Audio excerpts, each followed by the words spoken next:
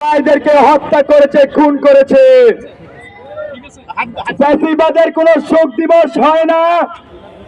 আমরা বলে দিতে চাই, এই আওয়ামী ফ্যাসিজমের আমলে সুপ্রিম কোর্টের কাছে বন্দুক দেখিয়ে যে রায়ের মাধ্যমে 15 আগস্টের শোক দিবস রাষ্ট্রীয়ভাবে পালন করা হয়, সেই রায়কে ছাত্র জনতা প্রত্যাখ্যান করছে।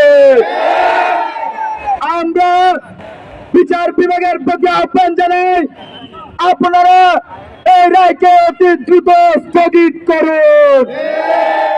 বাংলাদেশে কোন একক ব্যক্তির জন্য শোক দিবস পালন করা হবে না।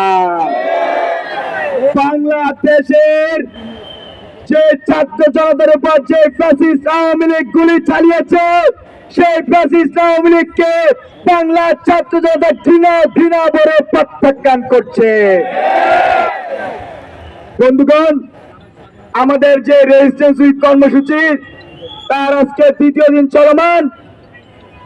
আমাদের আগামীকালকের কর্মসূচি রাতের মধ্যে প্রেস বিজ্ঞপ্তির মাধ্যমে জানিয়ে দেওয়া হবে এবং আমাদের আজকের কর্মসূচির পরবর্তী অংশ আমরা ফ্ল্যাশ লাইট জ্বালিয়ে 2 মিনিট নীরবতা পালন করব, শহীদদের স্মরণ করব। ওই মুহূর্তে সকল ধর্মের সবাই আমরা দোয়া এবং প্রার্থনা করব শহীদদের স্মরণে।